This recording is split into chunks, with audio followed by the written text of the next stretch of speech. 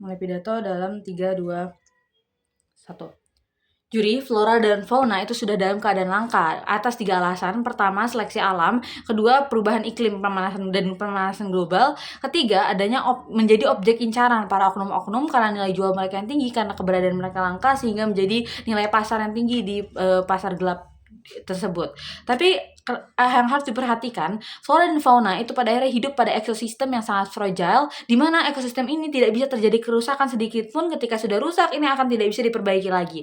Artinya, cara konservasi yang harus dipilih itu yang paling bisa menjaga hal ini. Tapi berlanjut sebelum masuk ke poin argumentasi, 5 poin setup yang saya akan bawakan. Pertama, ini mosi apa? Ini adalah mosi evaluasi menentang. Artinya, fiat debatnya itu memfokuskan bagaimana membuktikan keburukan dari konservasi pariwisata ini. Tapi kami juga di sisi lain gak ada beban untuk memberikan mekanisme apa yang akan hadir di sisi kami. Tapi kedua, siapa dewan ini? Dewan ini pada akhirnya adalah pihak ketiga, yaitu masyarakat awam yang mana mereka ingin flora dan fauna ini lestari. Karena apa? Satu, mereka adalah warga negara itu sendiri. Otomatis mereka punya rasa patriotisme untuk melihat bagaimana keadaan alam di negara mereka. Tapi kedua, mereka adalah sumber legitimasi masyarakat. Artinya apa? Ketika mereka sudah mempercayakan suatu pemerintahan untuk memimpin mereka akan mengecek apakah pemerintahan mereka benar-benar menjaga alam yang menjadi bagian dari negara itu sendiri. Tapi ketiga, siapa aktor rentan pada mosi ini? Mereka adalah masyarakat adat yang mana yang mana mereka hidupnya sangat bergantung dengan flora dan fauna ini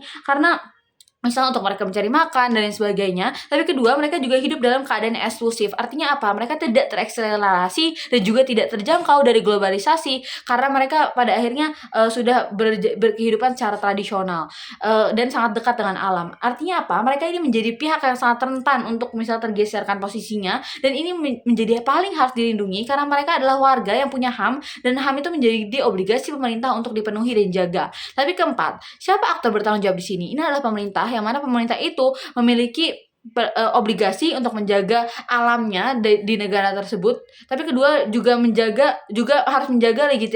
harus menjaga legitimasi dari masyarakat yang sudah memberikan kepercayaan untuk menjaga alam tersebut. Tapi ketiga, pemerintah juga harus menjaga soft power dari negaranya agar bisa tetap diidentifikasi dari di kancah internasional. Tapi di mana mosi ini berjalan? Mosi ini hadir di negara yang mana memiliki keunggulan komparatif dari flora dan faunanya itu sendiri. Ya, artinya apa? Dia identitas di globalnya diketahui atas hal ini. Tapi kedua, atensi dari internasional tuh bakal fokus di bagian flora dan fauna ini. Misalnya kayak UNESCO, PBB, mereka bakal melihat hal ini dulu dari negara-negara tersebut. Contohnya seperti apa? Brazil dengan Amazonnya, Indonesia dengan Komodo, Pulau Komodo, Kalimantan ada orangutannya, hutan hujan dan lain sebagainya. Artinya apa? Ini menjadi soft power yang mana harus dijaga karena menjadi prasyarat eksistensi negara tersebut. Tapi keenam, pariwisata konservatif. Kita lihat dulu, konservasi itu apa sih? Konservasi itu adalah kegiatan untuk melestarikan hewan-hewan flora maupun fauna yang hampir punah, dan tujuannya apa? Agar flora dan fauna ini tidak punah pada akhirnya dan bisa berkembang biak lagi. Tapi pariwisata konservatif artinya gimana? Ini artinya mereka akan mengkonservasi flora dan fauna melalui wisata. Dan ini berdampak pada dua hal. Satu, akan daerah tersebut akan dibuka secara umum karena semua pengunjung bisa hadir dari latar belakang apapun. Tidak mesti akademisi, bahkan pengunjung yang ingin liburan saya bisa. Dan juga kedua, dari daerah manapun mereka bisa datang. Dan ini bakal buruk, saya akan buktikan di argumentasi. Tapi argumennya, mengapa pariwisata konservatif bakal membawakan dampak buruk pada lingkungan sendiri dan juga pada masyarakat adat. Kita lihat dulu. Masalahnya apa? Flora dan fauna ini sangat langka, dan tadi sudah saya jelaskan penyebabnya dari illegal logging, perubahan iklim dan sebagainya.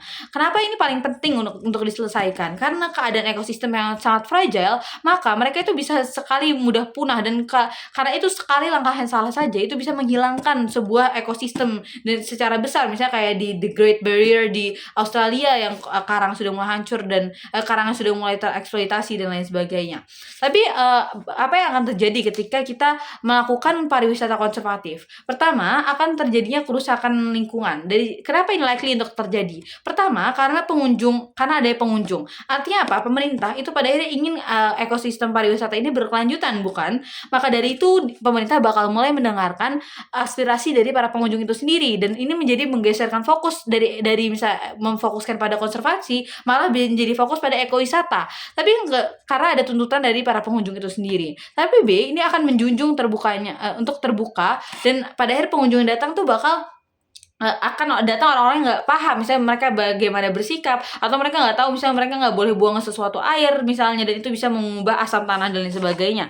Dan itu pada akhirnya apabila terjadi di masyarakat yang fragile, lingkungan yang fragile, maka lingkungan tersebut akan merusak ekosistemnya. Misal kayak di terumbu karang di Australia, ketika misalnya ada cairan-cairan yang mengeksploitasi sehingga karangnya berubah menjadi warna putih, ataupun misalnya bagaimana daerah di hutan di Amazon itu pada akhirnya ada ketidakseimbangan ekosistem itu sendiri. Tapi kemudian ketiga akan dibangunnya infrastruktur. Artinya gimana? Karena jalan dan penjual-penjual itu bakal hadir. Kalau misal kamu ingin bangun sebuah pariwisata, bukan misal kayak kamu buat jalanan untuk nanti turis pada datang dan lain sebagainya. Tapi kita harus perhatikan ekosistem yang sangat rapuh pada akhirnya bisa malah bisa hancur karena hal tersebut. Apa dampaknya? Pertama, flora dan fauna bakal rusak dan ini berpotensi untuk terjadi kepunahan. Tapi kedua, soft power dari negara ketika pada akhirnya flora dan fauna ini udah hilang, itu akan kehilangan juga soft powernya di mata global. Ini akan mudah dieksploitasi oleh negara-negara lain karena tidak memiliki keunggulan komparatif itu sendiri. Tapi ketiga, diskriminasi ke lingkungan itu harus dijaga gimana pun caranya, karena pada ini adalah the common heritage of humankind, artinya harus dijaga kepada bahkan ke generasi-generasi kedepannya. Tapi bagaimana masyarakat adat itu bakal termarginalkan. Mereka pada akhirnya orang-orang hidup di alam itu sendiri. Dan ketika pariwisata hadir, mereka akan tersisih. Kenapa ini likely? Pertama, karena akan diambilnya pengambilan lahan oleh pemerintah, dan ini menciptakan sebuah konflik agraria karena tidak ada kesepakatan yang jelas. Karena pemerintah pada akhirnya memiliki power, sedangkan masyarakat adat ini bisa menjadi korban. Kita analogikan saja ketika IKN kemarin, banyak masyarakat adat yang tidak diajak kolaborasi dan sebagainya. Tapi kedua, mereka akan datang pembisnis luar dan juga pengunjung, sehingga apa? Sumber pendapatan masyarakat adat bisa dari buruan dan lain sebagainya ini akan bakal terganggu, bahkan mereka kehilangan sumber itu sendiri.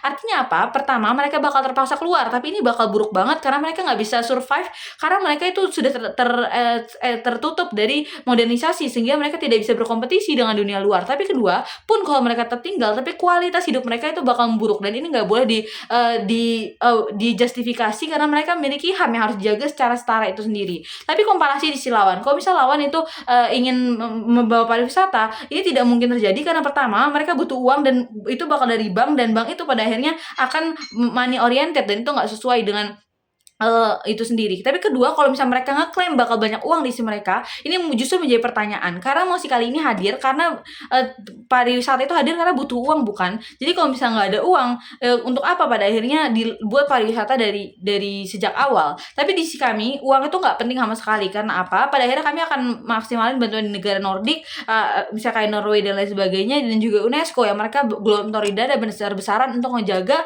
daerah-daerah rentan seperti ini. Penimbangannya apa? Satu, beban Mosi berhasil kami penuhi, tapi kedua, aktor rentan juga berhasil kami cater. Sekian, terima kasih.